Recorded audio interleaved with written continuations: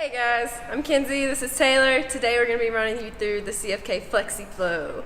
So, she's just going to start off on her hands and knees. And maintaining this 90-degree angle, I want you to get your hands down and just gradually walk them out in front of you, resting your forehead onto the ground.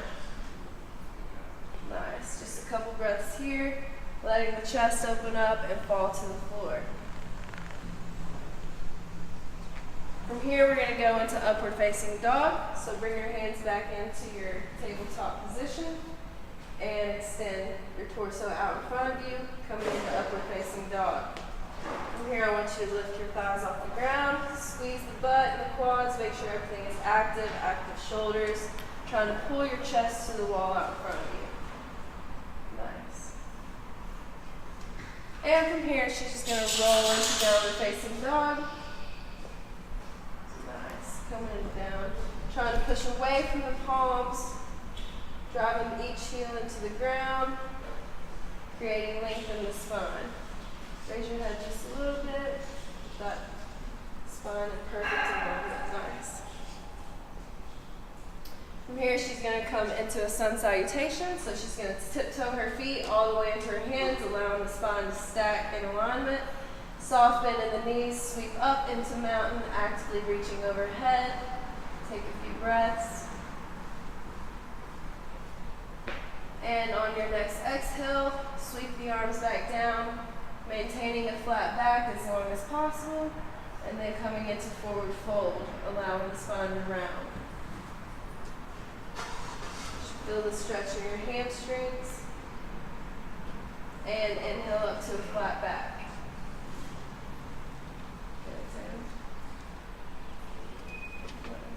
Go ahead and exhale back down. And we're going to do a subtle spinal twist. So just a soft bend in the right leg and that knee. Go ahead and open your chest up towards the left.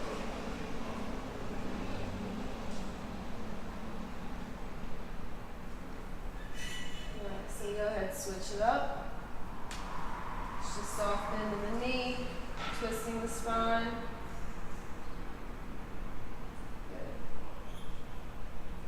And exhale back down. Go ahead, plant your hands on the ground, step back into your high plank, and roll into downward facing dog.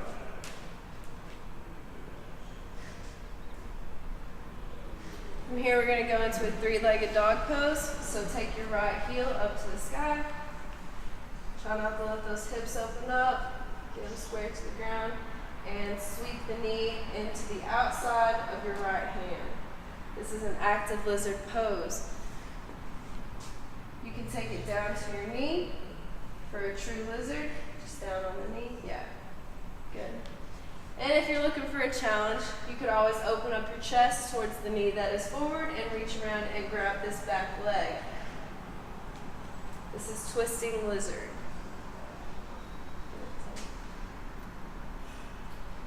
Go ahead, release out of that. Come back into your high plank and roll into downward facing dog. And take that same leg back up to the sky and sweep it through in a pigeon pose. Nice. The goal of this is try to get that shin nice and parallel to the wall in front of you. Open up the chest, pulling the heart to the wall. Just a few breaths here. Each of these postures should be held for about 3 to 5 breaths. And go ahead and come back out of that into your high plank, roll into downward facing dog. We're just going to switch it up to the other side.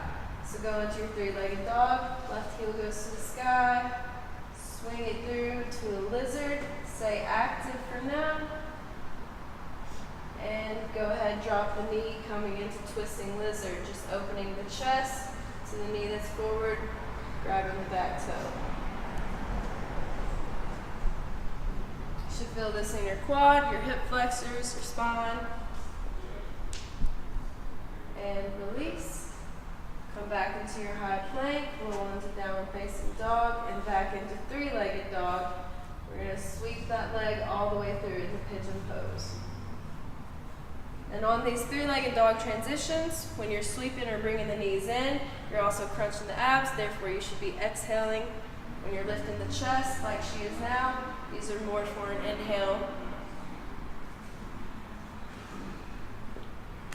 Less restriction on the diaphragm. Proper breathing is key. From here, we're just going to roll onto the butt, coming into a seated position, sitting up nice and tall, and lying back on our backs, just one vertebrae at a time, nice, controlled, and slow. Try to stamp each vertebrae into the floor. And from here, we're just going to go into a supine split. So the right leg is going to come up, toes should be flexed to the forehead. She's going to wrap her hands around her leg, try to pull the leg all the way as far as she can to her chest. Good. Now put a soft bend in the knee, keeping that toe flexed back, going knee to chest.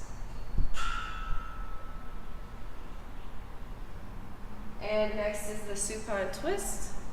So she's just going to extend that leg, drop it to the opposite side, trying to maintain both shoulder blades glued into the ground and gazing in the opposite direction of the leg. Your spine will love you for this. Go ahead, release. We'll go on to the other side. Back into our supine split. So the left leg will come up, toe is flexed back, pulling it in, trying to create range of motion and flexibility in the hamstrings. And bend the knee, going knee to chest. You'll feel this more in your hip flexor. Extend it back up, going into supine twist. So that leg drops, fighting to keep both shoulder blades onto the ground and gazing in the opposite direction.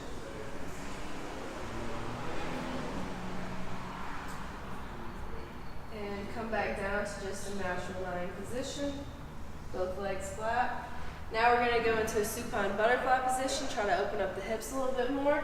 So bring your toes and heels together into butterfly and just breathe. Your body is naturally going to tense up and try to restrict that. Just let gravity do its thing. Remain calm. Try to get some range of motion in your hips. And let them sink down. This is the last part of the FLEXI Flow, so you can spend 5 to 10 breaths here. It would be very beneficial for a lot of our athletes here. Those hips loosened up. And to get out of this posture, she's just going to extend her legs back out in front of her. And to get up back to a seated position, raising the head first, the neck, then the shoulders, coming up just like we went down in reverse, just one vertebrae at a time. And that's the CFK FLEXI Flow.